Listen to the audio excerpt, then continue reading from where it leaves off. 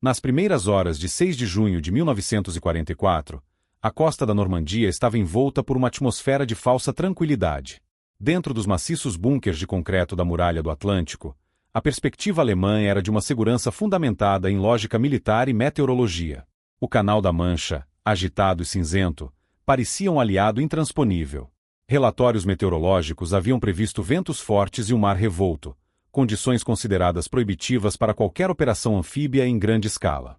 Para os soldados da Wehrmacht posicionados ao longo da costa francesa, a ameaça de uma invasão aliada, embora sempre presente no horizonte estratégico, parecia uma impossibilidade tática para aquele dia e para os dias seguintes.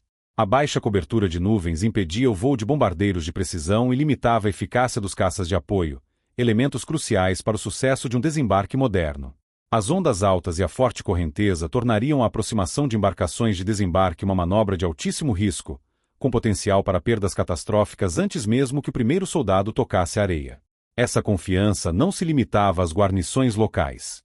O alto comando alemão, analisando os mesmos dados, havia relaxado o nível de alerta. Acreditava-se que a janela de oportunidade para uma invasão, ditada pelas marés e pelas fases da lua, havia se fechado por várias semanas. A confiança era tal que o marechal de campo Erwin Rommel, o experiente comandante responsável pela defesa da costa, sentiu-se seguro para deixar seu posto e viajar para a Alemanha, a fim de celebrar o aniversário de sua esposa. Outros oficiais de alta patente também estavam ausentes de seus postos, participando de jogos de guerra em René, simulando precisamente o cenário de uma invasão que, em suas mentes, não ocorreria sob aquele céu. Nos postos de observação, a rotina prosseguia sem urgência. Sentinelas realizavam suas rondas habituais, mas a tensão dos meses anteriores havia diminuído. O equipamento era limpo e mantido, cartas eram escritas para casa e, em alguns setores, os soldados se ocupavam com tarefas administrativas ou simplesmente aguardavam o fim de seus turnos. A Muralha do Atlântico, um projeto de propaganda tanto quanto uma defesa real, parecia cumprir seu propósito, intimidar e dissuadir. Seus canhões de longo alcance, seus campos minados submersos e suas fortificações de concreto projetavam uma imagem de invulnerabilidade que o mau tempo apenas reforçava.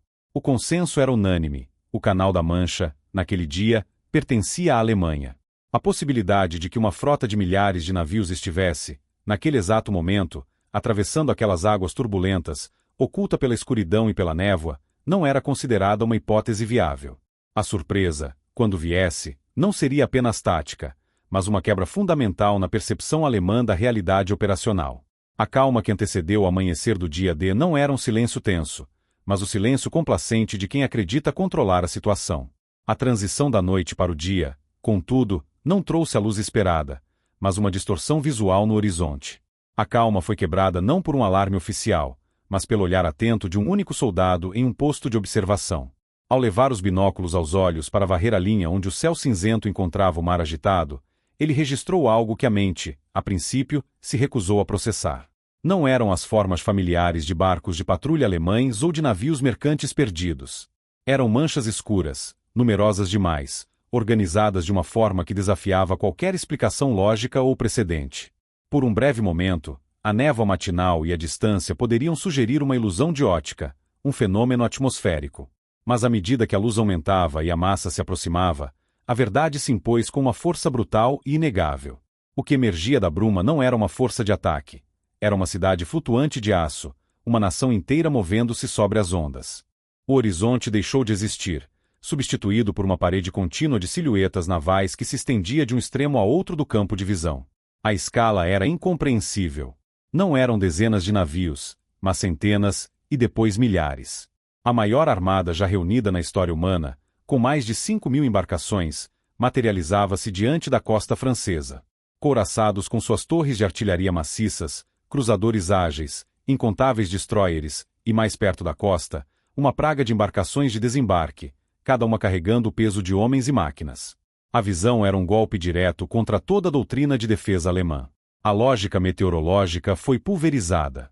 A confiança na superioridade da muralha do Atlântico tornou-se, em um instante, irrelevante. O primeiro relatório enviado por rádio foi recebido com incredulidade. A descrição de uma frota de milhares de navios soava como histeria ou um erro de codificação. Nenhum oficial em um posto de comando distante, olhando para seus mapas e relatórios climáticos, poderia aceitar tal informação como factual. A surpresa foi tão completa que paralisou a cadeia de comando. Enquanto os oficiais subalternos tentavam desesperadamente confirmar o que seus olhos viam, seus superiores hesitavam, exigindo novas verificações, incapazes de conciliar a realidade impossível com a situação planejada. O impossível estava acontecendo.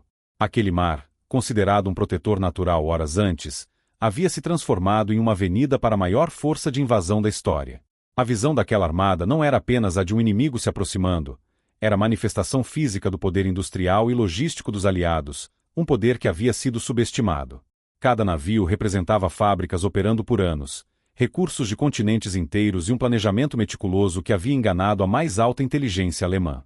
O choque não foi apenas tático, foi psicológico.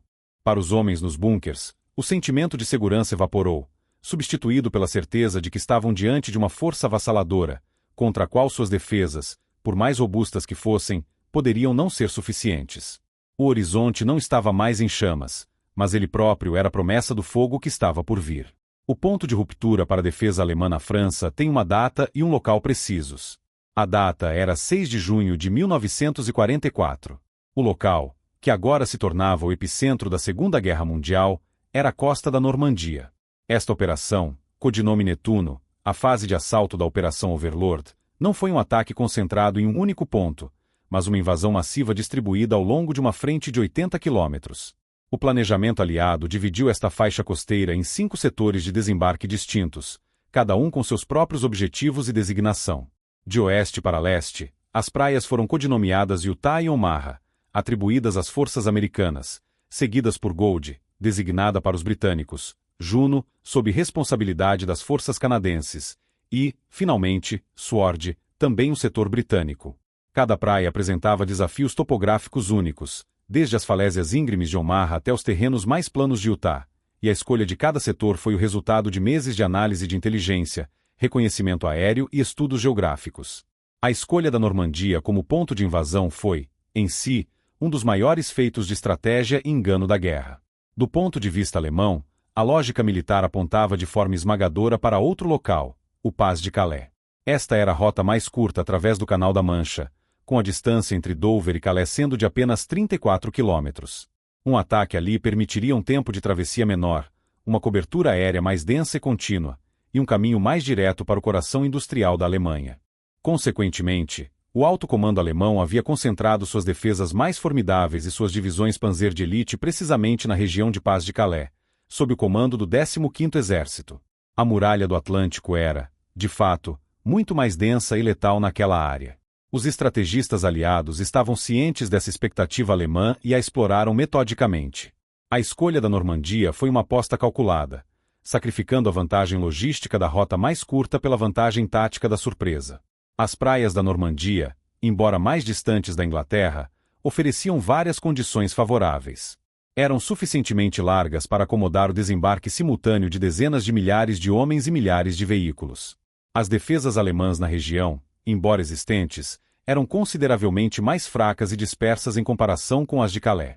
Além disso, a península de Cotentin, onde se localizava a praia de Utah, oferecia a possibilidade de capturar rapidamente o porto de águas profundas de Cherbourg. A posse de um grande porto era absolutamente essencial para sustentar a invasão a longo prazo, permitindo o desembarque de suprimentos pesados, equipamentos e reforços diretamente da América do Norte e da Grã-Bretanha.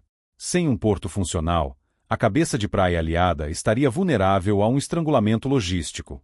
Portanto, a seleção da Normandia não foi apenas uma manobra para evitar as defesas mais fortes do inimigo. Foi uma decisão estratégica integrada, que considerava tanto o assalto inicial quanto a sustentabilidade da campanha que se seguiria. O desembarque naquele local específico foi o pivô de todo o plano aliado para a libertação da Europa Ocidental, um ponto geográfico e temporal onde a surpresa tática e a necessidade logística se encontraram. O sucesso do desembarque na Normandia não foi garantido apenas pela força bruta, mas por um dos mais elaborados atos de engano da história militar, a Operação Fortitude. A lógica alemã, baseada em geografia e tática, apontava para um único local como o alvo provável da invasão, o Pas de Calais. Era o ponto mais estreito do Canal da Mancha, o que permitiria uma travessia mais rápida e uma cobertura aérea mais eficaz. Cientes dessa expectativa, os planejadores aliados não apenas a evitaram, mas a exploraram como a peça central de sua estratégia de surpresa. A Operação Fortitude foi concebida para transformar essa suposição alemã em uma certeza inabalável, fixando as melhores tropas inimigas longe do verdadeiro campo de batalha. Para isso, os aliados criaram uma ilusão em escala monumental, um exército fantasma completo. Esta unidade fictícia foi batizada de Primeiro Grupo de Exércitos dos Estados Unidos, ou FUSAG. Para dar credibilidade a esta força inexistente, os aliados designaram como seu comandante um nome que o alto comando alemão conhecia, temia e respeitava: o general George S. Patton. Sua presença no sudeste da Inglaterra, inspecionando tropas e participando de eventos públicos, foi cuidadosamente orquestrada para ser interceptada pela inteligência alemã. A reputação de Patton como o mais agressivo e bem-sucedido comandante de campo americano reforçou a crença alemã de que ele lideraria o ataque principal. No terreno, uma vasta infraestrutura militar fictícia foi erguida na região de Kent, diretamente em frente a Calais. Centenas de tanques Sherman, feitos de borracha inflável, foram posicionados em campos abertos. Frotas de aeronaves de madeira e lona foram dispostas em aeródromos falsos. Embarcações de desembarque de mentira foram concentradas em portos. A atividade de construção era constante, com oleodutos falsos e acampamentos cenográficos surgindo para simular a preparação logística de um exército de mais de 1 milhão de homens. Aviões de reconhecimento da Luftwaffe fotografavam essa atividade frenética, e cada imagem confirmava o que seus comandantes já acreditavam: a invasão viria em Calais. Paralelamente a esta encenação visual, uma guerra eletrônica era travada. Uma unidade de comunicações especializada gerava um volume massivo de tráfego de rádio falso, simulando as conversas rotineiras de um grande exército se preparando para o combate. As mensagens codificadas, as ordens de movimentação e até mesmo as conversas triviais entre operadores de rádio criavam um ruído de fundo eletrônico que convencia os postos de escuta alemães da existência e da prontidão do FUSAG. O pilar final desta arquitetura de engano foi a rede de agentes duplos controlada pela inteligência britânica. Agentes como o espanhol Juan Pujol Garcia, codinome Garbo, que havia conquistado a total confiança dos alemães, alimentaram o alto comando inimigo com um fluxo constante de relatórios detalhados e convincentes sobre os planos de invasão do FUSAG em Paz de Calais. O efeito sobre o comando alemão foi precisamente o desejado, superando até as expectativas mais otimistas. Adolf Hitler tornou-se pessoalmente convencido de que a Normandia, se atacada, seria apenas uma manobra de diversão. Como resultado direto, o poderoso 15º Exército Alemão, composto por 19 divisões, incluindo unidades Panzer de elite, permaneceu imobilizado na região de Paz de Calais, aguardando uma invasão que nunca viria. Mesmo após o dia 6 de junho, a farsa continuou. Os aliados mantiveram a Operação Fortitude ativa por semanas, transmitindo mensagens que descreviam os desembarques na Normandia como um blefe para desviar as reservas alemãs, enquanto a verdadeira força de Patton se preparava para o golpe decisivo. Esta paralisia estratégica foi fatal. A Operação Fortitude garantiu que, no momento mais crítico, as mais potentes divisões alemãs estivessem a centenas de quilômetros de distância, defendendo uma costa contra um exército que existia apenas no ar, em relatórios falsos e na mente de seus inimigos. Paralelamente à complexa rede de enganos da Operação Fortitude, os aliados executavam uma fase preparatória de força bruta, igualmente decisiva para o sucesso do dia D. Nos meses que antecederam a invasão, as forças aéreas aliadas lançaram uma campanha sistemática e implacável, conhecida como Plano de Transportes. O objetivo não era o bombardeio de terror contra cidades, mas a destruição cirúrgica da infraestrutura que permitia ao exército alemão mover-se pela França. A estratégia era criar uma zona de isolamento em torno da Normandia, estrangulando a capacidade inimiga de enviar reforços para a área de desembarque. Dia e noite, milhares de bombardeiros médios e caças-bombardeiros, como o P-47 Thunderbolt americano e o Hawker Typhoon britânico, martelavam seus alvos. As pontes sobre os rios Sena e Loire, artérias vitais que conectavam a Normandia ao resto da França, foram sistematicamente destruídas ou danificadas, forçando qualquer deslocamento a longos e demorados desvios. Entroncamentos ferroviários foram pulverizados, pátios de manobra transformados em crateras e locomotivas metralhadas onde quer que fossem encontradas. As linhas de comunicação, incluindo cabos telegráficos e postos de comando, foram cortadas, fragmentando a capacidade alemã de coordenar uma resposta defensiva eficaz. Este garrote aéreo foi projetado para apertar metodicamente, garantindo que, quando a invasão começasse, as poderosas divisões Panzer de reserva, a espinha dorsal da defesa alemã, ficassem presas a centenas de quilômetros de distância. Qualquer unidade que recebesse ordens para se mover em direção à costa enfrentaria uma jornada lenta e letal, sob o constante assédio dos caças aliados que dominavam os céus. Cada hora de atraso imposta a um contra-ataque alemão era uma hora a mais para os aliados consolidarem suas posições nas praias. Com o campo de batalha sendo isolado do ar, a tarefa de levar a força de invasão até ele recaía sobre a maior armada naval já reunida na história. A fase naval da operação, codinome Netuno, representou um feito logístico sem precedentes. Nos portos do sul da Inglaterra, de Portsmouth a Dartmouth, uma concentração de poder naval sem paralelo foi secretamente reunida. A força era uma combinação da Marinha Real Britânica e da Marinha dos Estados Unidos, compreendendo navios de todos os tipos e funções. Na vanguarda, centenas de varredores de minas tinham a tarefa crítica de abrir corredores seguros através dos densos campos minados que Rommel havia semeado nas águas do canal. Logo atrás deles vinha a força de bombardeio, composta por couraçados, cruzadores e destroyers, cujos canhões de grosso calibre seriam responsáveis por saturar as defesas costeiras alemãs antes e durante os desembarques. O coração logístico da operação, no entanto, era a frota de mais de 4.000 embarcações de desembarque. Havia desde os grandes LSTS, Landing Ship, tanque, capazes de encalhar na praia e descarregar tanques e caminhões diretamente na areia, até as pequenas LCVP, Landing Craft, Vehicle, Personnel, que transportariam as ondas de assalto de infantaria para a costa sob fogo inimigo. Ao todo, quase 7.000 embarcações foram mobilizadas para a Operação Netuno, tripuladas por mais de 190.000 marinheiros da Marinha Mercante e Militar. Esta imensa frota não apenas transportaria os 156.000 homens da força de assalto inicial, mas também garantiria a proteção contra a Marinha Alemã e os submarinos U-Boat, além de iniciar o fluxo contínuo de suprimentos que sustentaria o exército em solo europeu. A supremacia aérea garantia que a Normandia estivesse isolada, enquanto a supremacia naval garantia que a força para explorá-la pudesse chegar intacta e em número esmagador. Juntas, elas transformaram a costa francesa em uma armadilha, onde as defesas alemãs seriam atacadas por uma força que não poderiam conter e para a qual não poderiam enviar reforços a tempo. A doutrina de defesa alemã para a muralha do Atlântico era, em teoria, um mecanismo reativo, porém robusto. Baseava-se em uma sequência lógica de eventos, um roteiro de batalha que o alto comando havia ensaiado e no qual depositava sua confiança. O plano começava com a detecção. Postos de observação ao longo da costa identificariam a aproximação da frota de invasão, acionando um alarme que subiria pela cadeia de comando, do batalhão local ao quartel-general do exército em Paris e, finalmente, ao Oberkommando der Wehrmacht em Berlim. Com o alarme soado, a primeira fase da defesa seria executada pelas divisões de infantaria estáticas, posicionadas diretamente nas fortificações costeiras. Sua missão era clara: resistir ao assalto inicial, infligir o máximo de baixas nas tropas que desembarcavam e, crucialmente, ganhar tempo. Eles deveriam funcionar como uma barreira, um quebra-mar humano e de concreto projetado para conter a maré inimiga nas praias. Enquanto a infantaria estática travava essa batalha de atrito na linha d'água, a segunda e decisiva fase do plano seria posta em ação. As poderosas divisões Panzer, a reserva móvel de elite, seriam liberadas de suas posições na retaguarda. A autorização para mover essas unidades blindadas, no entanto, era centralizada e dependia da aprovação direta do quartel-general de Hitler.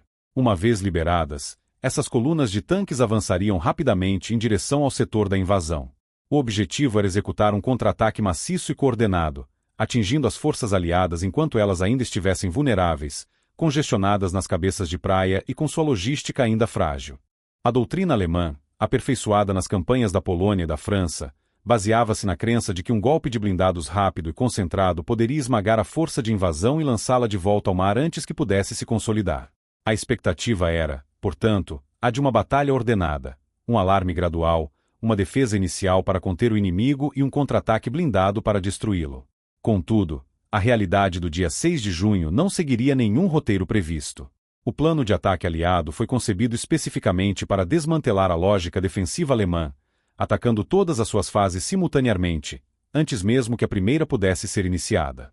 A sequência de eventos alemã foi quebrada desde o início. Horas antes do primeiro barco de desembarque tocar a areia, o alarme já havia sido neutralizado. Milhares de paraquedistas americanos e britânicos saltaram na escuridão atrás das linhas inimigas. Sua missão era o caos organizado: cortar linhas telefônicas e telegráficas, capturar pontes e entroncamentos rodoviários e emboscar qualquer unidade que tentasse se mover.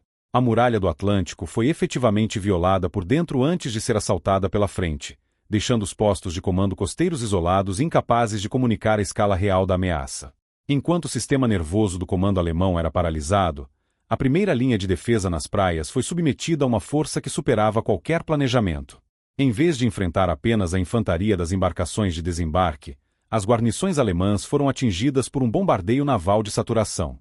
Couraçados e cruzadores posicionados a quilômetros da costa dispararam milhares de projéteis de alto calibre, pulverizando bunkers, ninhos de metralhadoras e posições de artilharia. Simultaneamente, o céu, que no plano alemão deveria ser um espaço neutro ou contestado, pertencia inteiramente aos aliados.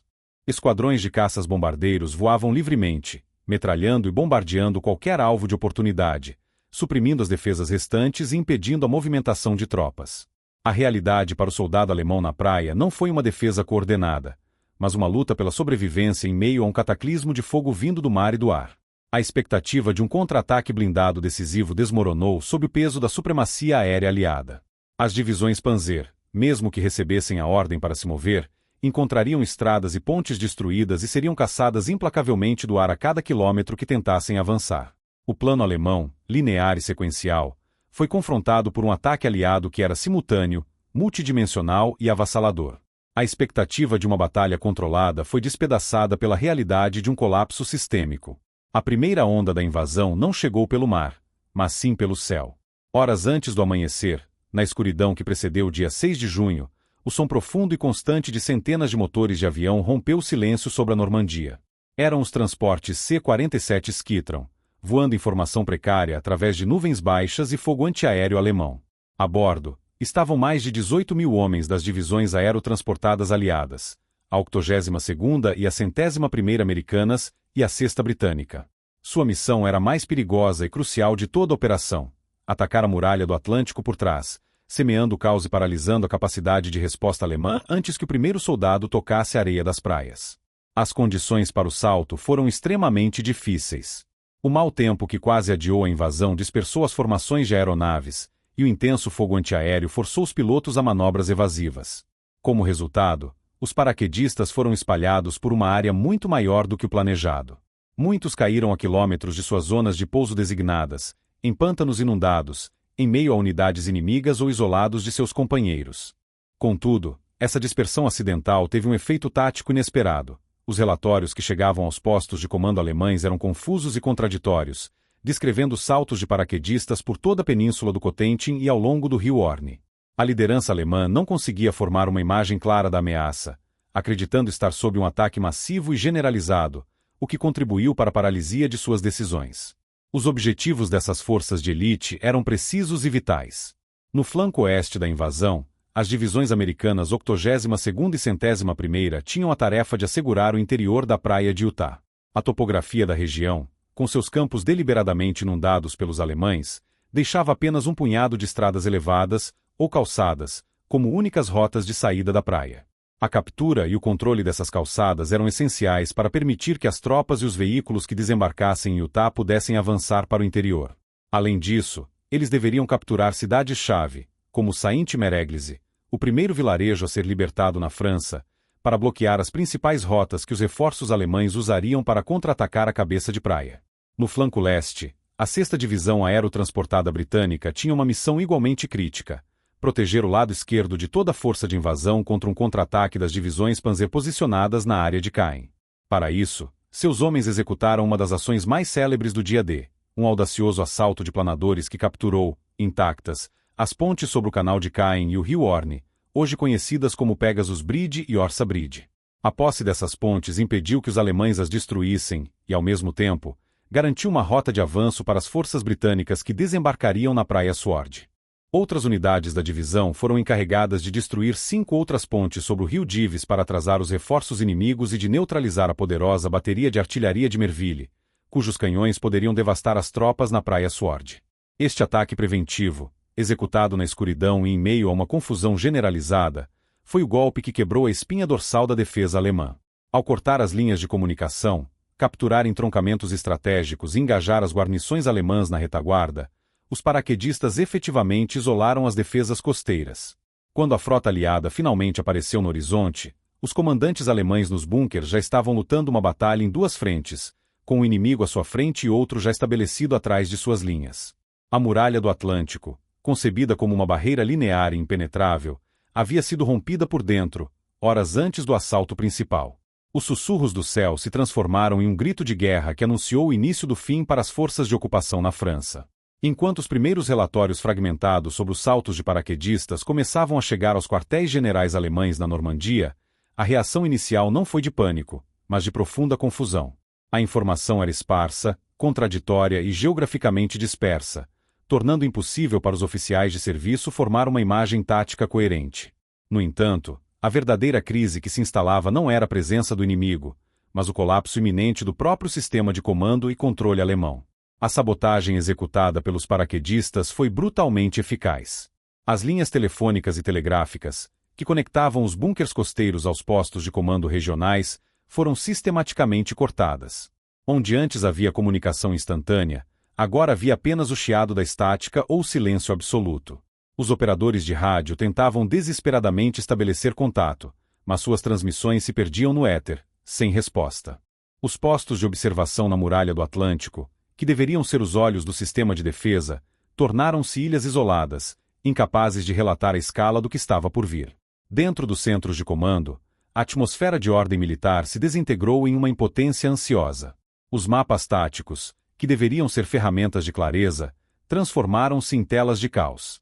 A cada relatório esporádico que conseguia furar o bloqueio, um novo pino ou uma nova seta era adicionado, indicando a presença inimiga em locais inesperados e aparentemente desconexos. Em vez de uma frente de batalha clara, o mapa mostrava uma infestação, com forças aliadas surgindo por toda a retaguarda. A capacidade de coordenar uma resposta unificada evaporou. Cada comandante de setor foi forçado a lutar sua própria batalha, cego para a situação de seus flancos e sem ordens claras de seus superiores. Este colapso operacional foi agravado por um vácuo de liderança nos níveis mais altos. O marechal de campo Erwin Rommel, o arquiteto da defesa da muralha do Atlântico e o comandante mais dinâmico e respeitado no local, estava ausente. Ele havia retornado à Alemanha para celebrar o aniversário de sua esposa, convencido pelos relatórios meteorológicos de que nenhuma invasão era iminente. Sua ausência deixou um vácuo de autoridade e iniciativa que ninguém poderia preencher. Outros oficiais superiores, incluindo comandantes de divisões e corpos de exército, estavam a mais de 100 quilômetros de distância, em René, participando de jogos de guerra que ironicamente simulavam uma resposta a um desembarque aliado. O comando do grupo de exércitos B estava efetivamente decapitado no momento mais crítico. A paralisia estendia-se até o topo da cadeia de comando. O marechal de campo Gerd von Rundstedt, comandante em chefe no oeste, compreendeu a gravidade da situação, mas estava algemado por um protocolo rígido. As divisões Panzer, a única força capaz de lançar um contra-ataque decisivo, estavam sob o controle direto do Oberkommando der Wehrmacht e não podiam ser movimentadas sem a autorização pessoal de Adolf Hitler. Naquelas horas cruciais, Hitler estava em seu retiro em Berchtesgaden, dormindo. Seus assessores, relutantes em acordá-lo com notícias incertas e fragmentadas, hesitaram. Enquanto os aliados estabeleciam suas cabeças de praia, as mais poderosas unidades blindadas alemãs permaneceram paradas, aguardando uma ordem que não chegava. O tempo, o recurso mais valioso em qualquer batalha, escorria entre os dedos do comando alemão. Foi nesse cenário de silêncio nas comunicações e paralisia nas decisões que um novo som começou a ser percebido. Primeiro, um ronco baixo e distante, vindo do mar. Depois, um trovão contínuo e profundo que crescia em intensidade, até que o próprio solo dos bunkers e dos postos de comando começou a tremer violentamente. Eram os canhões da frota aliada, iniciando o bombardeio naval. A invasão não esperaria pela resposta alemã. O baixo e distante rumble que havia começado a infiltrar-se nos postos de comando alemães rapidamente escalou para um violento e contínuo rugido. Não era o som de uma batalha distante, mas o epicentro de um cataclismo se materializando na costa. A fonte desse trovão era a força de bombardeio naval aliada, uma linha de couraçados, cruzadores e destroyers que se estendia por quilômetros ao largo da costa da Normandia. Por volta das 5h30 da manhã do dia 6 de junho, a ordem foi dada, e o oceano se incendiou. Navios de guerra veteranos, como o couraçado americano USS Texas e o britânico HMS Warspite, abriram fogo com suas baterias principais. Seus canhões, com calibres de 14 e 15 polegadas, disparavam projéteis que pesavam mais de 700 quilos cada um, o equivalente em massa a um pequeno automóvel. Cada projétil viajava a velocidades supersônicas, cruzando os mais de 10 quilômetros que separavam os navios da costa em menos de um minuto, chegando a seus alvos com uma força cinética devastadora. Para os soldados alemães abrigados nas fortificações de concreto da Muralha do Atlântico, a experiência foi apocalíptica. O som não era apenas ouvido, era sentido em cada fibra do corpo. O solo tremia violentamente a cada impacto, como se estivesse no epicentro de um terremoto contínuo. As paredes maciças de concreto armado vibravam, soltando poeira e pequenos fragmentos. A luz falhava a cada concussão próxima, e o ar ficava espesso com cheiro de cordite e concreto pulverizado. A sensação era de estar sendo soterrado vivo, impotente sob um martelo de força inimaginável. Muitos dos postos de observação e ninhos de metralhadoras foram simplesmente varridos da existência, enquanto outros, embora estruturalmente intactos, tornaram-se tumbas de concreto para suas guarnições, mortas pela pura força da concussão. Este bombardeio não era um ato de destruição aleatória, era uma operação militar calculada com objetivos precisos. A primeira meta era a supressão. O volume de fogo era tão intenso que forçava os artilheiros e metralhadores alemães a se protegerem no fundo de seus abrigos, impedindo-os de mirar com precisão nas frágeis embarcações de desembarque que se aproximavam. O segundo objetivo era a destruição física. Os projéteis perfurantes de blindagem dos couraçados foram direcionados às casamatas de concreto mais resistentes, enquanto os projéteis de alta explosão visavam posições de artilharia a céu aberto, ninhos de metralhadoras e os complexos obstáculos de praia, como os ouriços tchecos e as estacas de Rommel. A tática empregada foi a de uma barragem rolante. O fogo naval concentrou-se inicialmente na linha de maré e nas defesas da praia. À medida que as embarcações de desembarque se aproximavam, o bombardeio era metodicamente ajustado, caminhando para o interior, movendo-se 100 metros de cada vez. Essa cortina de fogo móvel foi projetada para avançar logo à frente das primeiras ondas de infantaria, mantendo os defensores alemães sob cobertura até o último momento possível. A coordenação entre a marinha e as forças de desembarque era crítica. Um erro de cálculo poderia resultar em fogo amigo devastador. Por mais de uma hora, a costa da Normandia foi submetida a essa punição implacável. Milhares de toneladas de explosivos foram lançadas sobre as posições alemãs. Embora o bombardeio não tenha destruído todas as fortificações, especialmente em setores como Omaha, onde as defesas mais resistentes sobreviveram, seu impacto psicológico e supressivo foi imenso. Ele desorganizou a defesa, cortou ainda mais as comunicações que já haviam sido sabotadas pelos paraquedistas e abalou o moral dos defensores. O trovão que vinha do oceano era o arauto da infantaria. Ele abriu fendas na muralha do Atlântico, criando as condições, por mais sangrentas que ainda viessem a ser, para que os soldados pudessem cruzar as praias e iniciar a batalha pela libertação da Europa. Para compreender a magnitude da Operação Overlord, é necessário ir além das ações táticas e dimensionar o esforço logístico e humano que a tornou possível. Os números por trás do dia D não são meras estatísticas. Eles representam a escala de uma das mais complexas empresas militares já concebidas e executadas. A força de assalto que cruzou o Canal da Mancha naquelas horas era, em si, uma demonstração de poder industrial e de coordenação multinacional. No final do dia 6 de junho, um total de 156 mil soldados haviam desembarcado nas 5 praias da Normandia. Esta força inicial era composta por divisões americanas, britânicas e canadenses, apoiadas por contingentes menores de outras nações aliadas, como a França Livre, a Polônia e a Noruega. Para colocar este número em perspectiva, a força de invasão inicial era equivalente à população inteira de uma cidade de médio porte, transportada e posta em combate em menos de 24 horas. E este era apenas o começo. Estes homens representavam a ponta de lança de uma força que, ao final da Batalha da Normandia, somaria mais de 2 milhões de soldados em solo francês. Este esforço humano foi transportado e apoiado pela maior armada naval já reunida na história. A frota aliada, designada Operação Netuno, consistia em quase 7 mil embarcações de todos os tipos. Este número incluía 1.213 navios de guerra, entre eles couraçados, cruzadores e destroyers, cuja função era prover o bombardeio naval e a proteção contra qualquer possível intervenção da marinha alemã. O coração da frota, no entanto, era composto por 4.126 embarcações de desembarque especializadas, desde os grandes navios-tanque de desembarque, os LSTS, até as pequenas lanchas de desembarque de pessoal, as LCVPS completavam a armada navios mercantes, rebocadores e embarcações de apoio logístico. Nenhuma outra operação naval na história, antiga ou moderna, chegou perto de mobilizar um poderio tão vasto e concentrado em um único objetivo. A escala era tal que os observadores alemães, ao avistarem a frota, relataram que o mar parecia ter se transformado em uma ponte de aço ligando a Inglaterra à França. No ar, a superioridade aliada era ainda mais absoluta.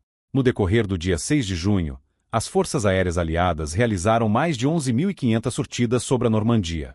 Esta força aérea maciça, composta por caças, bombardeiros pesados e médios, e aeronaves de transporte, desempenhou múltiplos papéis críticos.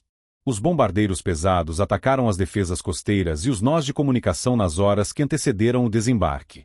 Os bombardeiros médios e os caças-bombardeiros continuaram a martelar as posições alemãs e a atacar qualquer tentativa de movimentação de reforços. Os caças, como o Spitfire britânico e o P-51 Mustang americano, estabeleceram uma patrulha aérea constante sobre as praias e a frota, garantindo que a Luftwaffe alemã, a força aérea inimiga, fosse praticamente incapaz de intervir de forma significativa. Por fim, mais de 800 aeronaves de transporte foram responsáveis por levar as 3 divisões aerotransportadas para trás das linhas inimigas. Esta dominação completa do céu foi um fator decisivo, protegendo as tropas vulneráveis nas praias e isolando o campo de batalha. A sustentação dessa força colossal exigiu um esforço logístico igualmente monumental. Apenas no primeiro dia, milhares de toneladas de suprimentos, incluindo munição, combustível, rações e equipamentos médicos, foram desembarcadas junto com os soldados. Mais de 20.000 veículos, de jipes e caminhões a tanques e peças de artilharia, foram postos em terra. Cada número, seja de homens, navios ou aeronaves, aponta para a mesma conclusão. O dia D foi uma operação de força esmagadora, projetada para não deixar margem para o fracasso. A estratégia aliada não era apenas vencer a batalha nas praias, mas garantir, através da pura superioridade numérica e material, que a cabeça de praia pudesse ser estabelecida, mantida e expandida, tornando-se o ponto de partida para a campanha que levaria à derrota final do Terceiro Reich.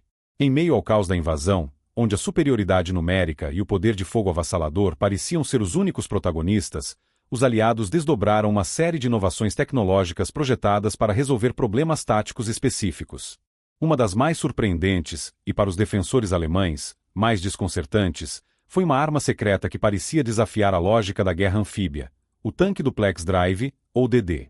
O problema fundamental de qualquer desembarque é a vulnerabilidade da infantaria em seus primeiros momentos na praia. Sem o apoio imediato de blindados para suprimir ninhos de metralhadoras e casamatas, as perdas podem ser catastróficas. Desembarcar tanques convencionais era um processo lento e perigoso, exigindo que as embarcações chegassem até a beira da água, tornando-se alvos fáceis. A solução britânica, desenvolvida pelo Major-General Percy Hobart e suas Hobart Funis, foi engenhosa, fazer com que os tanques nadassem até a praia por conta própria. O tanque DD era, em sua essência, um Sherman M4 padrão, modificado para flutuar. A principal alteração era uma grande saia de lona impermeável, que podia ser erguida ao redor do casco do tanque, criando uma parede flexível que deslocava água suficiente para dar flutuabilidade ao veículo de 30 toneladas. Uma vez na água, o tanque era impulsionado não por suas esteiras, mas por 2 hélices montadas na parte traseira, que eram acionadas diretamente pelo motor do veículo. O nome duplex drive derivava dessa capacidade dupla, propulsão por hélices na água e por esteiras em terra. O sistema era completado por um leme para direção e bombas de esgoto para remover qualquer água que entrasse. A uma distância, com a saia erguida, o tanque DD parecia uma embarcação baixa e desajeitada, escondendo completamente sua verdadeira natureza. A inteligência alemã havia recebido relatórios esporádicos e fragmentados sobre o desenvolvimento de tanques anfíbios pelos aliados. No entanto, esses relatórios foram amplamente descartados pelo alto comando. A ideia de um tanque pesado flutuando em mar aberto parecia tecnicamente implausível, um pesadelo logístico e, muito provavelmente, mais um elemento da complexa campanha de desinformação da Operação Fortitude. Para os analistas alemães, era um boato, uma peça de propaganda para minar o moral, e não uma ameaça militar real. A muralha do Atlântico foi construída para deter homens e máquinas que chegassem em barcos, não máquinas que eram barcos. Essa descrença transformou-se em choque absoluto na manhã de 6 de junho. Para o soldado alemão em um bunker na praia, a visão era surreal. Em meio à fumaça do bombardeio naval e às ondas de infantaria que se aproximavam, ele observava formas estranhas movendo-se na água, a quilômetros da costa, muito antes das principais embarcações de desembarque. Não se pareciam com nada em seu manual de reconhecimento. Então, à medida que se aproximavam da arrebentação, o impossível acontecia. A saia de lona colapsava abruptamente, caindo ao redor do veículo, e da superfície da água emergia a silhueta inconfundível de uma torre de tanque Sherman, com seu canhão de 75 mm já girando em busca de alvos. Para os observadores atonitos, Era como se o próprio mar tivesse portas, abrindo-se para liberar monstros de aço diretamente na praia. O impacto psicológico foi profundo. Não era apenas mais uma arma. Era a manifestação de uma superioridade tecnológica que eles não previram, uma surpresa tática que quebrava as regras do campo de batalha. Em praias como Utah, Gold e Sword, os tanques DD foram um sucesso notável, chegando à costa junto com as primeiras ondas de infantaria e fornecendo o apoio de fogo crucial que salvou inúmeras vidas. Embora em Omaha as condições do mar tenham levado a um desastre, com a maioria dos tanques afundando, a existência e o sucesso parcial dos tanques que nasciam do mar permaneceram como um dos símbolos mais marcantes da inovação e da audácia que definiram o dia D. Ao final do dia 6 de junho de 1944, o resultado do assalto inicial contra a Muralha do Atlântico começou a se materializar. O objetivo imediato dos aliados não era uma conquista territorial profunda, mas sim o estabelecimento e a consolidação de cabeças de praias seguras.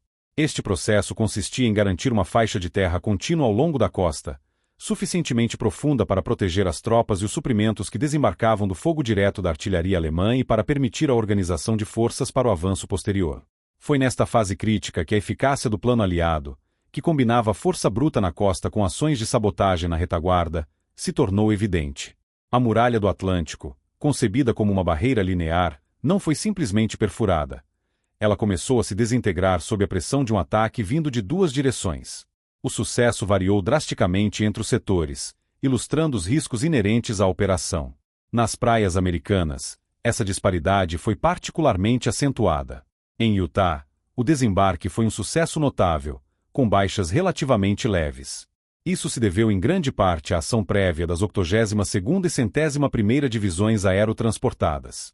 Ao capturarem as estradas elevadas que serviam como únicas saídas dos pântanos inundados atrás da praia, os paraquedistas garantiram que as tropas da 4ª Divisão de Infantaria Americana pudessem sair rapidamente da zona de desembarque e avançar para o interior, conectando-se com as forças aerotransportadas e expandindo a cabeça de praia. A defesa alemã em Utah, desorganizada pelos ataques em sua retaguarda e suprimida pelo bombardeio naval, foi rapidamente superada.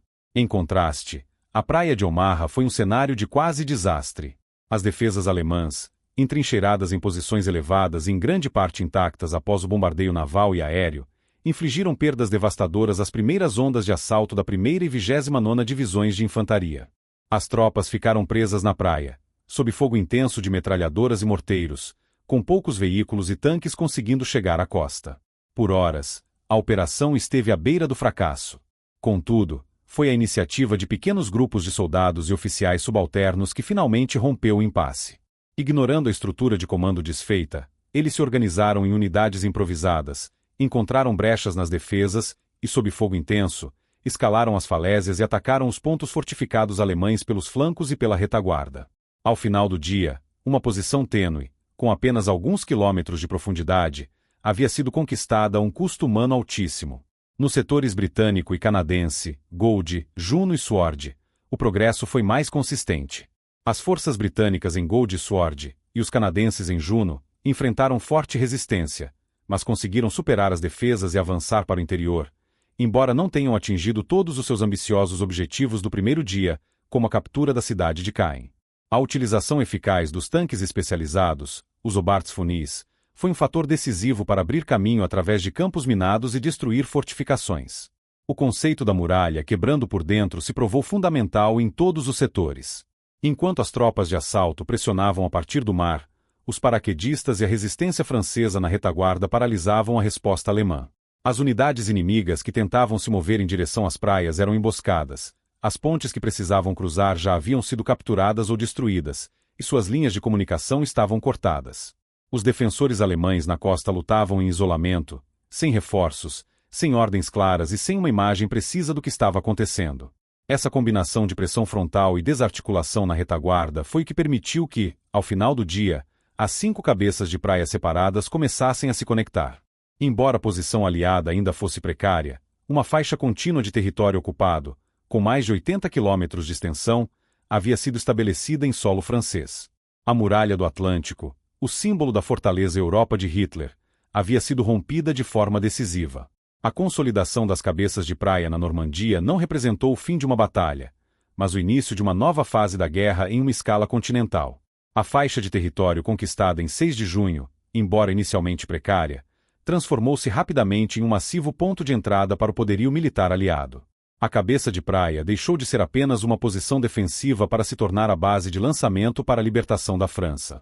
Para sustentar a ofensiva, os aliados realizaram um feito de engenharia sem precedentes: a construção de 2 portos artificiais, conhecidos como Mulberry Harbors, que foram rebocados através do Canal da Mancha em seções e montados na costa da Normandia. Simultaneamente, a Operação Pluto, ou Pipeline Under the Ocean, instalou oleodutos submarinos que bombeavam combustível diretamente da Inglaterra para a França, eliminando a dependência de navios-tanque vulneráveis. Em poucas semanas, o que antes era uma costa hostil havia se transformado no porto mais movimentado do mundo, por onde um fluxo contínuo de homens, veículos e suprimentos era despejado no continente europeu. Enquanto a logística aliada se solidificava, o comando alemão permanecia em um estado de paralisia estratégica. O sucesso contínuo da Operação Fortitude convenceu Hitler e seus generais de que os desembarques na Normandia eram, de fato, uma manobra de diversão. Acreditando que a invasão principal ainda ocorreria em Paz de Calais, eles mantiveram o poderoso 15º Exército Alemão, com suas divisões de infantaria e blindados de elite, fixo em sua posição, aguardando um ataque que nunca aconteceria. Esta decisão foi fatal.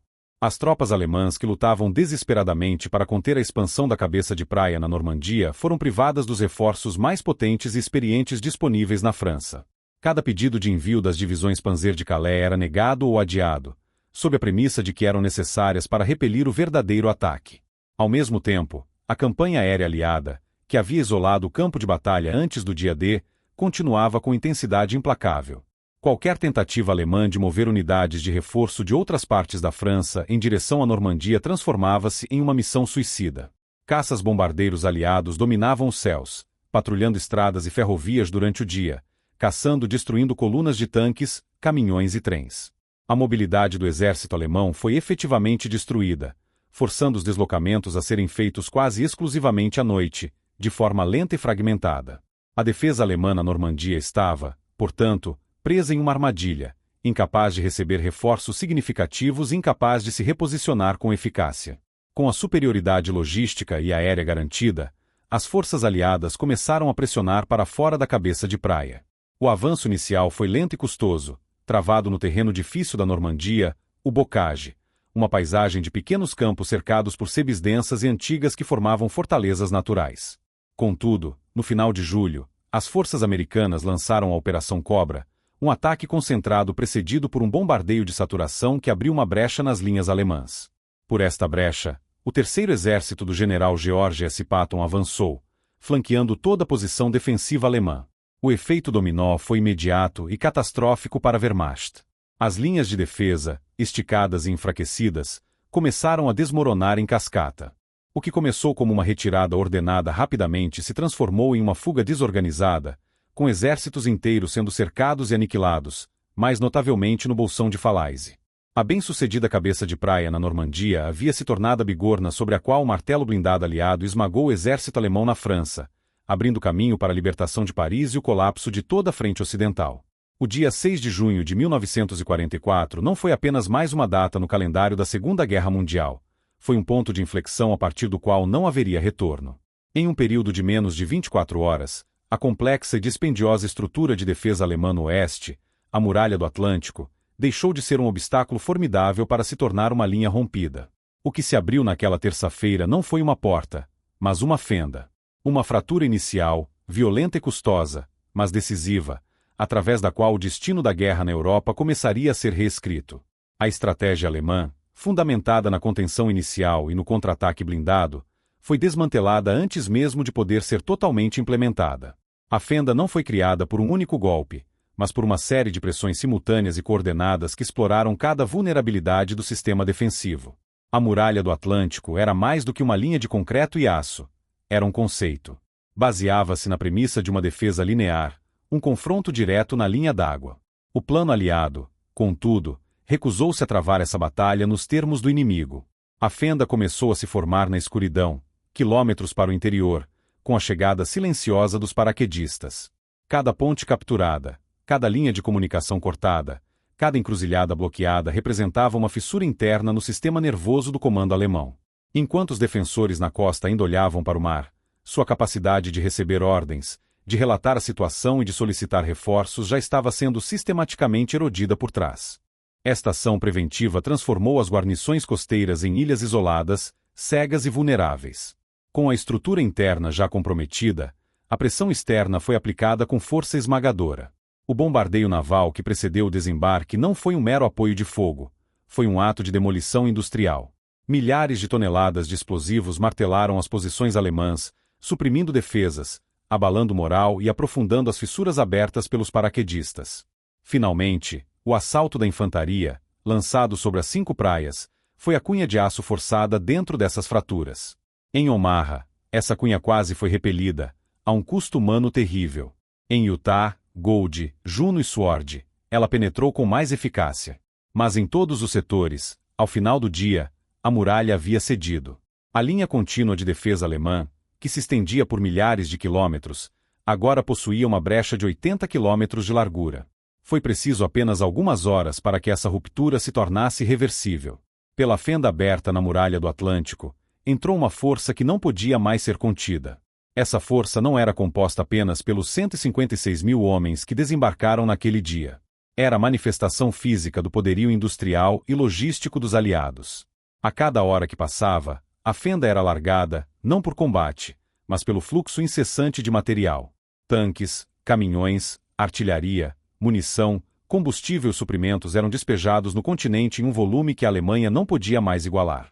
A cabeça de praia deixou de ser um ponto de contenção para se tornar um portal. A paralisia do 15º Exército Alemão, mantido em Paz de Calais pela genialidade do engano da Operação Fortitude, garantiu que não houvesse força disponível para selar essa brecha a tempo. O momento para um contra-ataque decisivo passou, perdido em meio à confusão, à ausência de comando e à dominação aérea aliada. O dia 6 de junho, portanto, representa o momento em que a guerra de atrito foi vencida pela guerra de logística. A fenda aberta naquela costa da Normandia não seria mais fechada. Ela apenas se alargaria, dia após dia, até que a força que por ela entrou inundasse toda a França e, por fim, chegasse às fronteiras da própria Alemanha. A fenda aberta na muralha do Atlântico em 6 de junho de 1944 não era apenas uma brecha tática, era um portal logístico irreversível.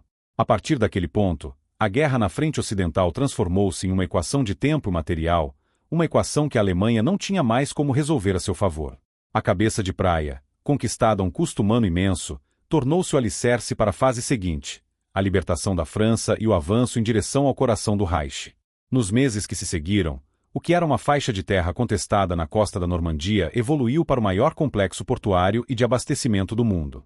Através dos portos artificiais Mulberry e do fluxo contínuo de navios, um volume sem precedentes de homens, veículos blindados, artilharia, combustível e suprimentos foi despejado no continente europeu.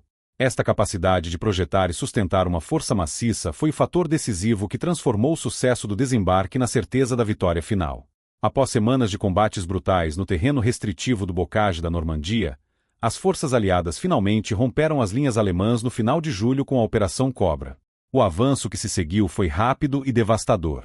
O Terceiro Exército Americano, sob o comando do general George S. Patton, executou um avanço blindado que contornou e envolveu as forças alemãs, levando ao colapso de sua defesa na França. A libertação de Paris em agosto de 1944 foi um marco estratégico e simbólico, mas era apenas um passo no caminho. O avanço continuou em uma frente ampla, empurrando as forças alemãs em retirada através da Bélgica e da Holanda, em direção à sua própria fronteira. A velocidade e a força desse avanço eram resultado direto da superioridade logística e aérea estabelecida a partir do dia D. Cada tanque que avançava, cada caminhão que transportava suprimentos, era parte de uma corrente ininterrupta que havia começado naquelas 5 praias. O caminho até a derrota final da Alemanha, no entanto, não foi sem resistência.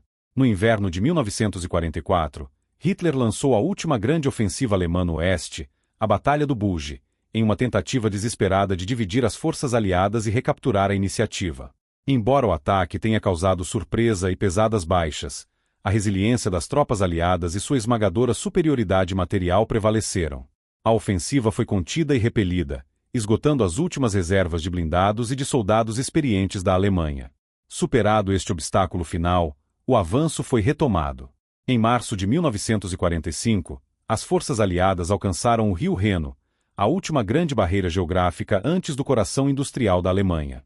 A captura da ponte Ludendorff em Remagen permitiu que as tropas cruzassem o rio e estabelecessem uma cabeça de ponte em solo alemão, selando o destino do regime nazista.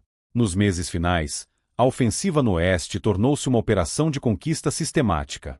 As cidades e centros industriais alemães caíram um após o outro, enquanto as forças soviéticas avançavam implacavelmente a partir do leste, completando o cerco.